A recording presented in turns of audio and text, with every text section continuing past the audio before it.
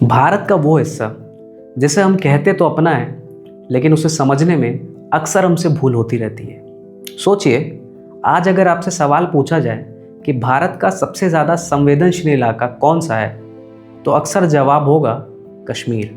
लेकिन अगर पूछा जाए कि भारत का सबसे मिसअंडरस्टूड इलाका कौन सा है, जिसके बारे में हम सबसे कम जानते हैं लेकिन राय बहुत ज़्यादा रखते हैं, तो इसका जवाब है नॉर्थ ईस्ट इंडिया। जी हाँ, नॉर्थ ईस्ट इंडिया का नाम सुनते ही अक्सर हमारे दिमाग में कुछ इमेजेस बन जाती हैं, जैसे कि रेबल्स, प्रोटेस्ट, अफ्स्पा और आर्मी। क्या आप जानते हैं कि भारत का ये पूरा हिस्सा सिर्फ 22 किलोमीटर के एक पतले से रास्ते से जुड़ा है? यहाँ 200 से ज़्यादा एथनिक ग्रुप्स, 220 से भी ज़्यादा भाषाएं और हर स्टेट की अपनी अलग हिस्ट्री है। लेकिन फिर भी हम इस पूरे रीजन को सिर्फ एक शब्द में बंद कर देते हैं, नॉर्थ ईस्ट। ये सिर्फ ज्योग्राफिकल प्रॉब्लम नहीं है, ये समझ का भी गैप है। आज जब भी हम नॉर्थ ईस्ट की बात करते हैं तो या तो हम उसे टूरिज्म पोस्ट कार्ड बना देते हैं या फिर नेशनल सिक्योरिटी का एक प्रॉब्लम।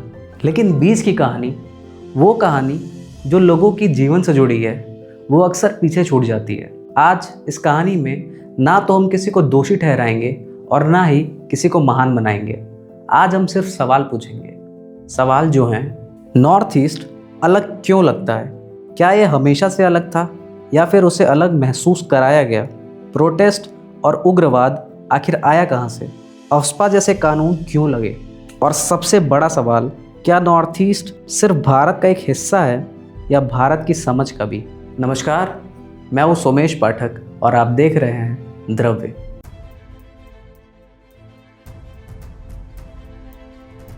नॉर्थ ईस्ट को समझने के लिए सबसे पहले हमें उसके मैप को समझना चाहिए। ये पूरा रीजन 4 देशों से घिरा हुआ है। नॉर्थ में चाइना, ईस्ट में म्यांमार, साउथ वेस्ट में बांग्लादेश और नॉर्थ वेस्ट में भूटान। और इस पूरे रीजन को भारत से जोड़ता है एक पतला सा रास्ता, सिलीगुड़ी कॉरिडोर। सिलीगुड़ी कॉरिडोर को आम भाषा में चिकन स्नैक कहते हैं। इस कॉरिडोर की कई जगहों पर विड्थ केवल 22 किलोमीटर रह जाती है। आप सोचिए, इस पतले से स्ट्रिप से रेल लाइंस गुजरती हैं, हाईवेज निकलते हैं, ऑयल पाइपलाइंस जाती हैं और इंडियन आर्मी की लॉजिस्टिक मैक्सिमम टाइम्स इस एक पतले नेक पर ही डिपेंड करती है। इसलिए नॉर्थ ईस्ट हमेशा से ही मिलिट्री प्लानिंग का सेंटर रहा और बॉर्डर टेंशन का जोन।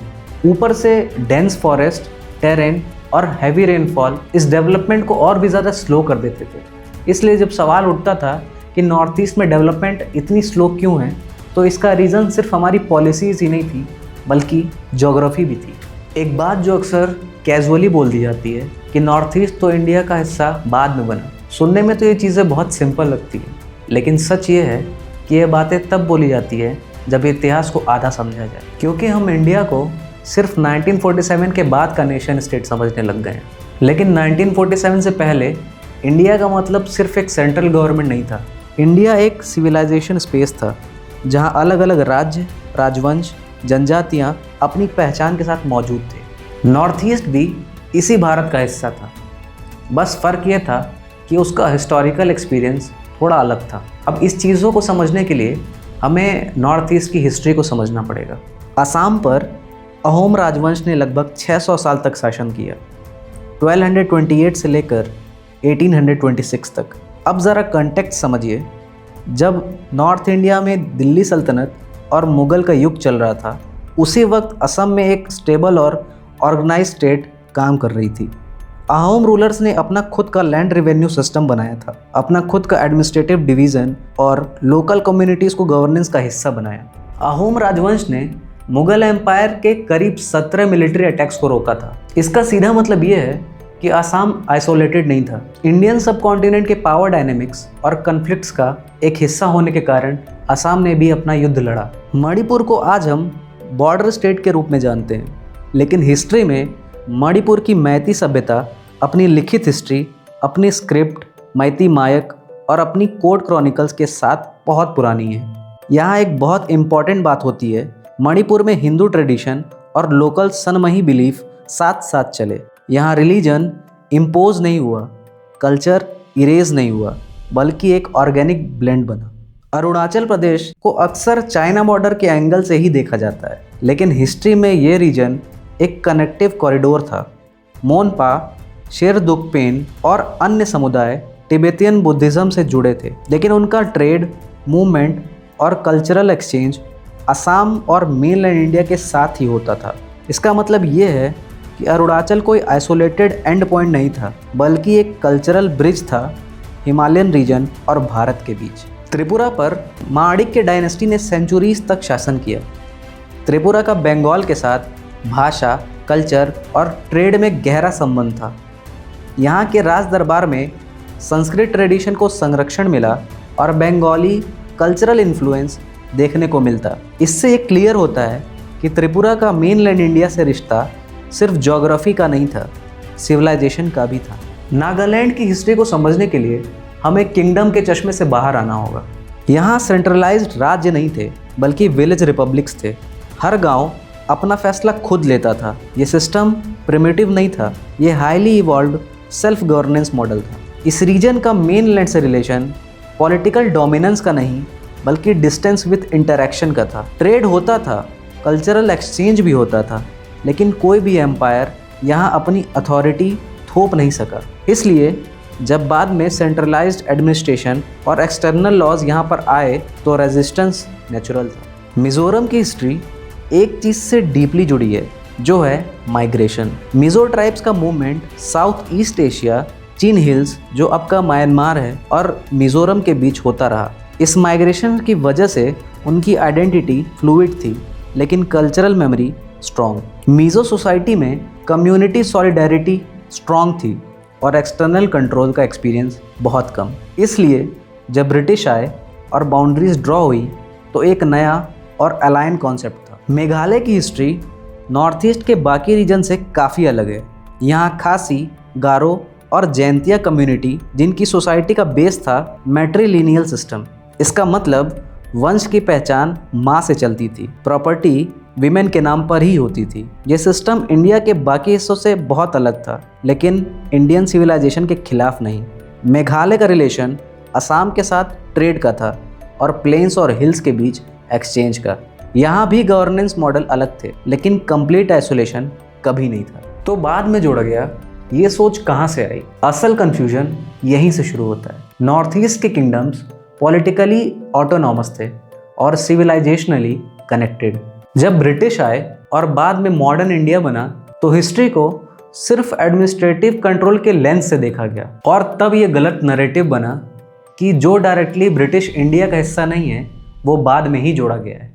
सच तो ये है कि नॉर्थ ईस्ट को जोड़ा नहीं गया, नॉर्थ ईस्ट ने खुद अपनी पहचान के साथ इंटीग्रेशन को एक्सेप्ट किया।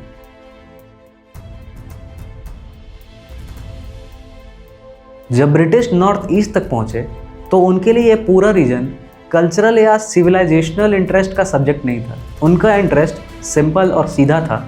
असम की टी इंडस्ट्री, यहाँ के फॉरेस्ट रिसोर्सेज और चाइना बर्मा बॉर्डर की सिक्योरिटी। नॉर्थ ईस्ट ब्रिटिश के लिए एक इकोनॉमिक एसेट था और साथ ही एक strategic buffer zone.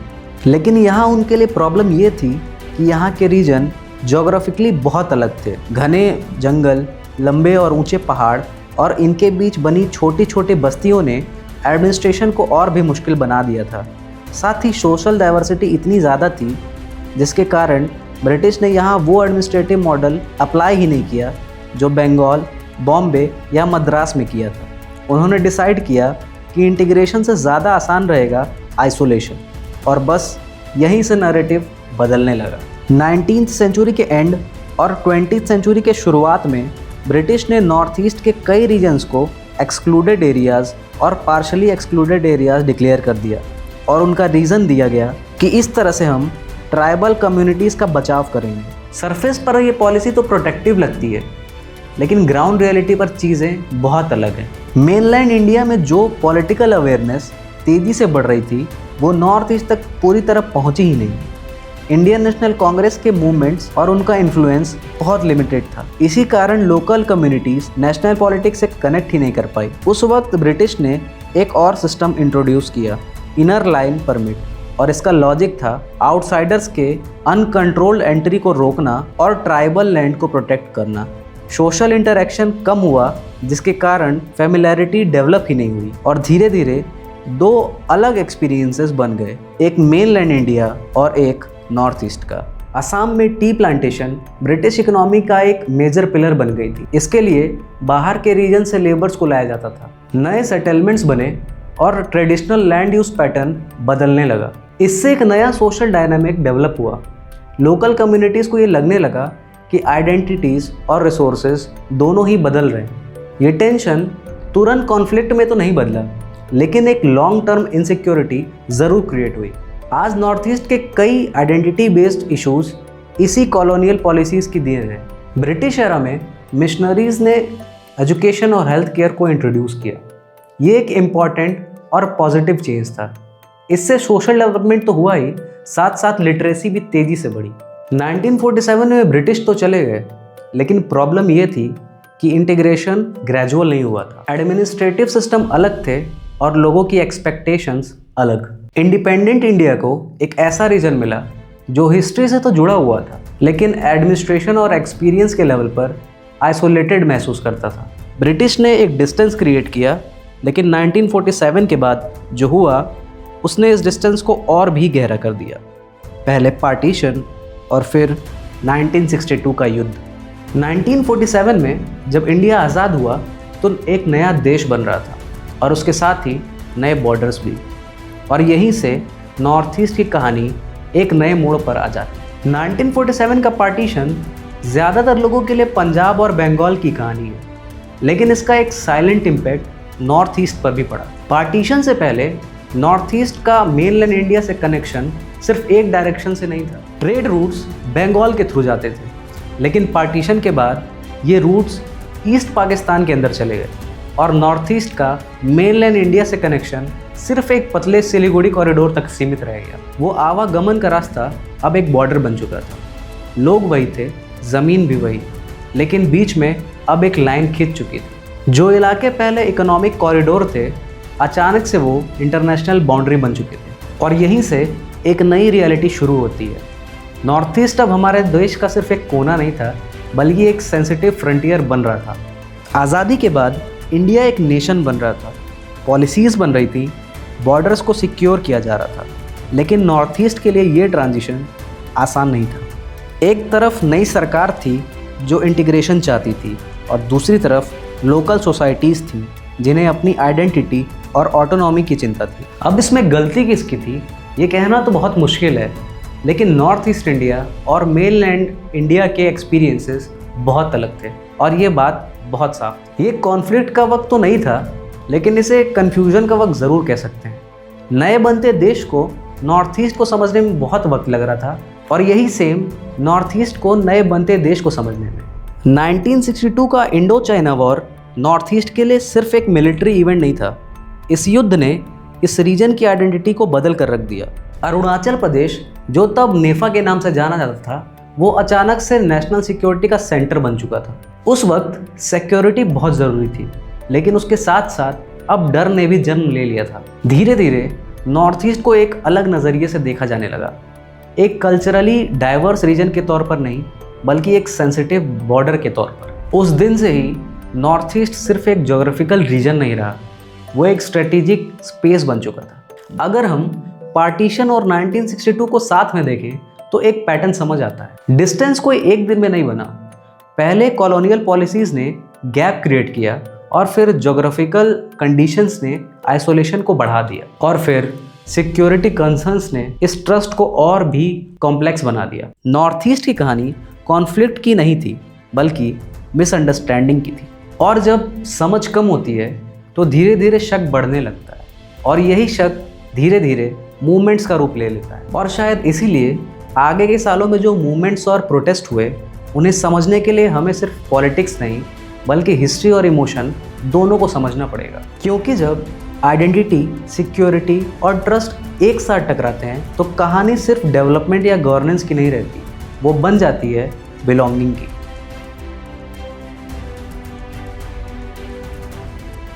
North east में ऑर्गेनाइज्ड इंसर्जेंसी की शुरुआत नागालैंड से हुई। 1940s में NNC नागा नेशनल काउंसिल बना, जिसका लीडरशिप AZ फिजो के पास था। नागा लीडर्स का आर्ग्यूमेंट था कि उनका कल्चरल और हिस्टोरिकल आइडेंटिटी अलग है, इसलिए उन्हें अलग पॉलिटिकल अरेंजमेंट्स मिलना चाहिए। 1950s में सिचुएशन वायलेंट होने लगी, एम्बुशेस हुए, आर्म्ड क्लैशेस बढ़े और फिर शुरू हुआ सिक्योरिटी ऑपरेशंस। इंडियन स्टेट के लिए एक नया चैलेंज था। इंडिपेंडेंट इंडिया में पहली बार आर्म्ड सेपरेटिस्ट मूवमेंट सामने था। इसी बैकग्राउंड में 1958 में अफ्स्पा इंट्रोड्यूस किया गया। सबसे पहले अफ्स्पा नागालैंड और असम में ही लागू किया गया। सबसे पहले हमें यह समझना बेहद ज़रूरी है कि अफ्स्पा इंसर्जेंसी का कॉज नहीं था, वो इंसर्जेंसी का रिस्पॉन्स था। मिजोरम में इंसर्जेंसी का ओरिजिन इमोशनल था। 1959 में मोटाम फैमिन आया। मोटाम एक प्राकृतिक घटना थी जिसमें बांस के बीज गिरने लग जाते हैं और इन बीजों को खाने के लिए चूहों की संख्या बहुत ज़्यादा बढ़ गई, इतनी कि जब ये बांस के बीज खत्म हो गए तो ये चूहे खेतों में घुसकर फसलों को नष्ट करने लगे। इसके वजह से मिजोरम में फूड का शॉर्टेज हुआ और स्लो रिलीफ रिस्पॉन्स ने डिससेटिस्फैक्शन को और भी ज़्यादा बढ़ा दिया। इसी दौरान MNF मिजो नेशनल फ्रंट उभरा, जिसका लीडरशिप लाल डेंगा के पास था। 1966 में MNF ने आर्म्ड रेबेलियन शुरू किया। आइजॉल में कई हिंसक झड़पें हुई। सिचुएशन इतनी इंटेंस हो गई कि इंडियन एयरफोर्स का इस्तेमाल करना पड़ा, जो इंडिपेंडेंट इंडिया की हिस्ट्री में रेयर इंसिडेंट था। लेकिन मिजोरम की कहानी एक टर्निंग पॉइंट भी बनी। साल 1986 के मिजोरम अकॉर्ड ने यह दिखाया कि लॉन्ग टर्म पीस सिर्फ बातचीत से भी आ सकती है। आज मिजोरम नॉर्थ ईस्ट के सबसे पीसफुल स्टेट्स में से एक है। असम में इंसर्जेंसी का नेचर अलग था। यहाँ इशू सिर्फ आइडेंटिटी का नहीं, बल्कि आइडेंटिटी, रिसोर्सेज और माइग्रेशन तीनों का ही था। 1960s के बाद असम में एक कंसर्न धीरे धीरे बढ़ने लगा। लोकल कम्युनिटीज़ को ये लगने लगा कि इलीगल माइग्रेशन के कारण डेमोग्राफिक बैलेंस बदल रहा है और इससे उनकी कल्चरल और पॉलिटिकल आइडेंटिटी पर असर पड़ सकता है। 1979 में ये कंसर्न एक बड़े जन आंदोलन में बदल गया, जिसे असम मूवमेंट कहा गया। ये मूवमेंट मेनली स्टूडेंट्स और लोकल ऑर्गेनाइजेशन द्वारा चलाया गया, जिनकी डिमांड थी इलीगल माइग्रेशन पर कंट्रोल और उनकी पहचान। इस मूवमेंट से जुड़े कुछ डेमोक्रेटिक लीडर्स भी उभर कर सामने आए, जिनमें प्रफुल्ला कुमार महंता का नाम अक्सर लिया जाता है, जो बाद में असम के चीफ मिनिस्टर भी बने। इस पॉलिटिकल माहौल के ही दौरान 1979 में ही united liberation front of Assam ULFA का फॉर्मेशन होता है। उल्फा का नैरेटिव थोड़ा अलग था। उनका कहना था कि असम का ऑयल, टी और नेचुरल रिसोर्सेज का फ़ायदा लोकल लोगों तक नहीं पहुंच रहा और स्टेट इकोनॉमिक एक्सप्लॉयटेशन का शिकार हो रहा है। 1980s और 1990s के दौरान सिचुएशन बहुत वायलेंट हो गई। किडनैपिंग, एक्सटॉर्शन और टारगेटेड अटैक्स बढ़ने लगे और सिक्योरिटी ऑपरेशंस भी इंटेंसिफाई हो गए। लेकिन असम की इंसर्जेंसी को समझने के लिए एक बात बहुत इंपॉर्टेंट है।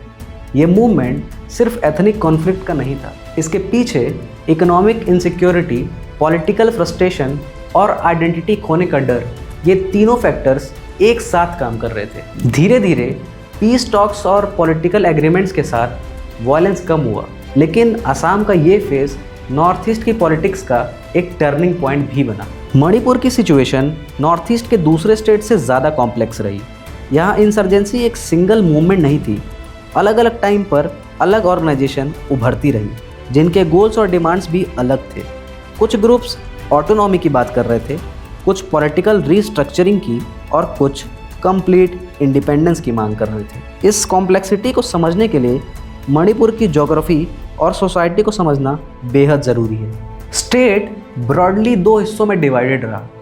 वैली एरियाज़ जहां मैती पॉपुलेशन ज़्यादा थी और हिल रीजन्स जहां ट्राइबल कम्युनिटीज़ रहती थी। 1970s और 1980s के दौरान कई इंसर्जेंट ग्रुप्स एक्टिव हुए, जिनमें प्रमुख थे People's Liberation Army, United National Liberation Front और प्रे-पाक। सिक्योरिटी फोर्सेस और इन इंसर्जेंट ग्रुप्स के बीच क्लैशेस बढ़ने लगे और अब मणिपुर एक लॉन्ग टर्म डिस्टर्ब्ड एरिया बन चुका था। इसी दौरान अफ्स्पा मणिपुर में एक मेजर पब्लिक इशू बन चुका था। कर्फ्यूज, चेकिंग और अनसर्टेनिटी डेली लाइफ का एक पार्ट बन चुके थे। इस डिबेट को नेशनल लेवल पर अटेंशन तब मिला जब इरोम शर्मिला ने अफ्स्पा के खिलाफ लंबे समय तक हंगर स्ट्राइक की। समय के साथ सिक्योरिटी ऑपरेशन और पॉलिटिकल डायलॉग पैरेलल चलते रहे। कुछ एरियाज में वायलेंस कम भी हुआ, लेकिन मणिपुर की सिचुएशन आज भी नॉर्थ ईस्ट की सबसे क्रिटिकल कंडीशंस में से एक मानी जाती है। त्रिपुरा में उग्रवाद का मेन रीजन ज्योग्राफिकल आइसोलेशन या बॉर्डर कॉन्फ्लिक्ट नहीं था, बल्कि डेमोग्राफिक चेंज था। आज़ादी से पहले त्रिपुरा में ट्राइबल कम्युनिटीज मेजोरिटी में थी, लेकिन पार्टीशन के बाद ईस्ट पाकिस्तान, जो आज का बांग्लादेश है, लार्ज स्केल से माइग्रेशन हुआ। धीरे धीरे पॉपुलेशन पैटर्न बदलने लगा और ट्राइबल कम्युनिटीज़ अपने ही स्टेट में माइनॉरिटी बन गई। इस चेंज ने एक डीप इनसिक्योरिटी पैदा की। लोकल ट्राइबल कम्युनिटीज़ को लगने लगा कि उनकी ज़मीन, उनका कल्चर और पॉलिटिकल रिप्रेजेंटेशन कम हो रही है। 1970s और 80s के दौरान ये डिससेटिस्फैक्शन एक वायलेंट मूवमेंट में बदलने लगा। इसी दौरान कुछ इंसर्जेंट ग्रुप्स उभरी, जिनमें प्रमुख थी त्रिपुरा नेशनल वॉलंटियर्स TNV। इनकी मांग थी ट्राइबल राइट्स का प्रोटेक्शन और पॉलिटिकल रिकॉग्निशन। इस समय किडनैपिंग, आर्म्ड अटैक्स और सिक्योरिटी ऑपरेशंस बहुत बढ़े और त्रिपुरा एक डिस्टर्ब्ड एरिया के रूप में देखा जाने लगा। त्रिपुरा की कहानी में भी सॉल्यूशन मिलिट्री अप्रोच से नहीं आया। 1988 में TNV और भारत सरकार के बीच शांति समझौता हुआ, जिसे त्रिपुरा एकॉर्ड कहा गया। इस एग्रीमेंट के बाद कई इंसर्जेंट कैडर्स ने सरेंडर किया। इस दौरान त्रिपुरा के CM नृपेन चक्रवर्ती का रोल भी इम्पॉर्टेंट रहा, जिन्होंने एडमिनिस्ट्रेटिव और पॉलिटिकल मेजर्स के थ्रू स्टेबिलिटी लाने की कोशिश करी। धीरे धीरे डेवलपमेंट इनिशिएटिव्स, पॉलिटिकल इंक्लूजन और पॉजिटिव डायलॉग के कॉम्बिनेशन से वायलेंस कम होने लगा। आज त्रिपुरा नॉर्थ ईस्ट का सबसे स्टेबल स्टेट माना जाता है। नॉर्थ ईस्ट में उग्रवाद बढ़ने के साथ साथ एक और चीज़ सेंटर में आई, जिसका नाम था अफ्स्पा, यानी armed force special power act. इस कानून को समझने के लिए पहले इसके कॉन्टेक्स्ट को समझना बेहद ज़रूरी है। 1950s के दौरान नागालैंड और असम के कुछ हिस्सों में आर्म्ड इंसर्जेंसी बढ़ रही थी। लोकल पुलिस और सिविल एडमिनिस्ट्रेशन के लिए ये सिचुएशन को कंट्रोल करना बेहद मुश्किल हो रहा था। इसी बैकग्राउंड में अफ्स्पा कानून को 1958 में लागू किया गया। इस लॉ का ऑब्जेक्टिव था डिस्टर्ब्ड एरियाज़ में आर्मी को स्पेशल पावर देना, ताकि आर्म्ड इंसर्जेंसी को कंट्रोल किया जा सके और लॉ एंड ऑर्डर को मेंटेन किया जा सके। सरकार के नज़रिए से अफ्स्पा एक सिक्योरिटी मेजर था। उनका कहना था कि इस डिफ़िकल्ट टेरेन और आर्म्ड इंसर्जेंसी के बीच आर्मी को लीगल प्रोटेक्शन और ऑपरेशन की फ्रीडम बेहद ज़रूरी है। लेकिन लोकल लेवल पर परसेप्शन अलग था। कई कम्युनिटीज़ को ये लगा कि प्रोलॉन्ग्ड मिलिट्री प्रेजेंस से सिविल लिबर्टीज़ पर असर आ रहा है, और कुछ इंसिडेंट्स और एलिगेशंस ने ट्रस्ट को और भी कमज़ोर कर दिया था। धीरे धीरे अफ्स्पा सिर्फ एक लॉ नहीं रहा, ये पॉलिटिकल और इमोशनल एक इशू बन चुका था पूरे नॉर्थ ईस्ट में। इस टॉपिक पर नेशनल अटेंशन तब खिंचा जब मणिपुर की सोशल एक्टिविस्ट एरोम शर्मिला लंबे समय तक अफ्स्पा के खिलाफ हंगर स्ट्राइक पर बैठी। उनका प्रोटेस्ट एक इम्पॉर्टेंट रिमाइंडर था कि सिक्योरिटी और ह्यूमन राइट्स के बीच बैलेंस बनाना आसान नहीं होता है। समय के साथ कुछ रीजन्स में सिचुएशन जब इम्प्रूव होने लगी तो अफ्स्पा को ग्रेजुअली रेस्ट्रिक्ट भी किया गया, लेकिन इस पर डिबेट आज भी इंडिया की सिक्योरिटी पॉलिसी का एक इम्पॉर्टेंट हिस्सा बना हुआ है। अफ्स्पा की कहानी सिर्फ एक कानून की कहानी नहीं है, ये एक ऐसे रीजन की कहानी है जहां सिक्योरिटी और ट्रस्ट दोनों को एक साथ संभालना पड़ा।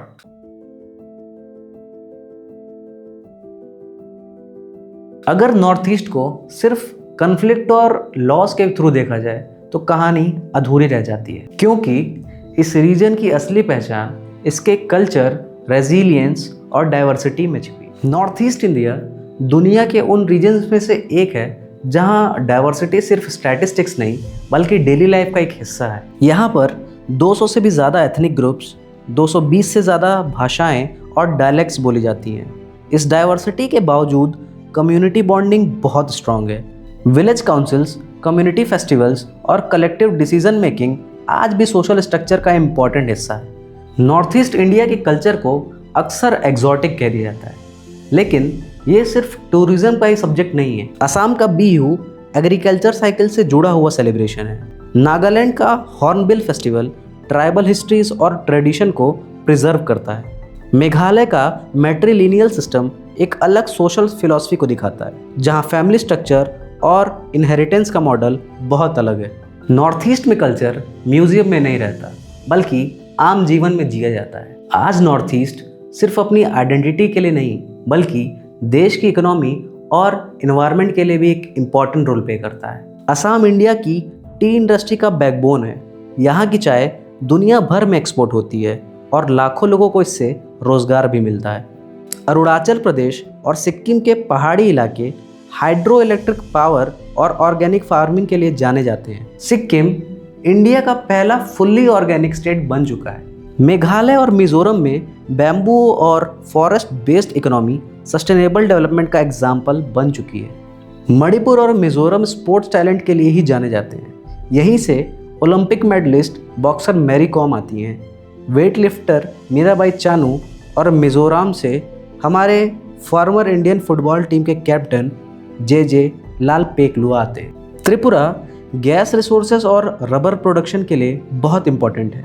नॉर्थ ईस्ट इंडिया सिर्फ कल्चरल डाइवर्सिटी के लिए ही नहीं बल्कि नेचुरल डाइवर्सिटी के लिए भी बेहद मशहूर है। ये पूरा region Indo Burma biodiversity hotspot का हिस्सा माना जाता है। इंडिया की टोटल लैंड एरिया का एक छोटा सा हिस्सा होने के बावजूद भी नॉर्थ ईस्ट में देश की बायोडाइवर्सिटी का एक बहुत बड़ा पोर्शन पाया जाता है। असम का काजीरंगा नेशनल पार्क इसका सबसे बड़ा एग्जाम्पल है। दुनिया के लगभग 2/3 वन हॉर्न राइनोसोरस यहीं पाए जाते हैं और यही कारण है कि इसे यूनेस्को वर्ल्ड हेरिटेज साइट का दर्जा भी मिला हुआ है।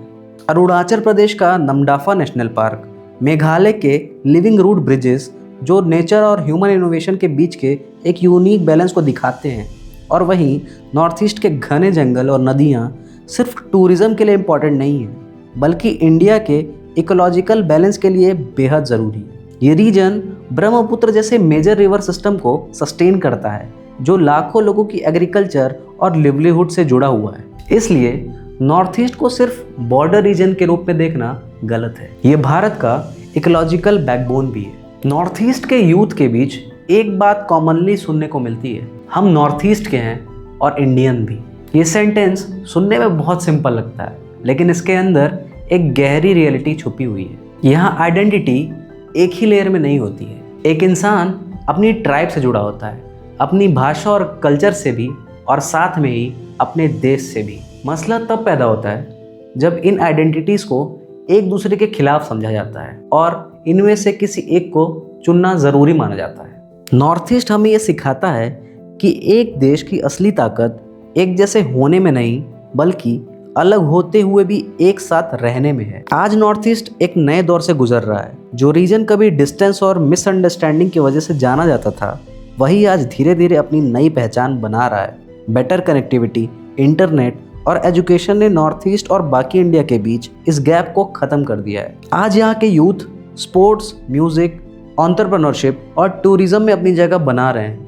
वो अपने ट्रेडिशन के साथ ही मॉडर्न इंडिया का हिस्सा बनना चाहते हैं। ये बदलाव एकदम से नहीं आया, ये स्लो है, कॉम्प्लेक्स भी, लेकिन उनकी डायरेक्शंस क्लियर है। शायद नॉर्थ ईस्ट में कभी प्रॉब्लम थी ही नहीं। प्रॉब्लम अगर थी तो हमारे देखने और सोचने के नज़रिए में थी, क्योंकि इंटीग्रेशन सिर्फ बॉर्डर से नहीं होता। इंटीग्रेशन तब होता है जब कहानियाँ समझी जाती हैं, और जब हम समझना शुरू कर देते हैं तो दूरी खुद ब खुद कम हो जाती है। नॉर्थ ईस्ट हमसे दूर नहीं था, बस बात ये थी कि हम अपनी नज़र वहाँ तक पहुँचाते ही नहीं थे। आज अगर आप इस डॉक्यूमेंट्री के बाद नॉर्थ ईस्ट को सिर्फ एक रीजन के रूप में नहीं बल्कि एक जीती जागती कहानी के रूप में देख पा रहे हैं तो हमारा ये सफ़र सफल रहा। ये थी 7 सिस्टर्स की कहानी, एक ऐसी कहानी जो हमें ये बात याद दिलाती है कि भारत की ताकत उसकी सिमिलैरिटी में नहीं बल्कि उसकी डाइवर्सिटी में है, और इस डाइवर्सिटी को समझना ही हमारी सबसे बड़ी जिम्मेदारी है और ताकत भी। अगर आपको लगता है कि ऐसी कहानियाँ ज़रूरी हैं तो द्रव्य से जुड़े रहिए, क्योंकि हर कहानी के पीछे एक सच होता है और वो सच देखने पर ही दिखाई देता है। अगर आप भारत के ऐसे ही कम समझे गए रीजन्स की कहानियाँ और गहराई से सुनना चाहते हैं तो हमारे चैनल को सब्सक्राइब करिए। अगली कहानी बहुत जल्दी। मिलते हैं अगले द्रव्य प्रस्तुति पे। तब तक के लिए नमस्कार, जय हिंद।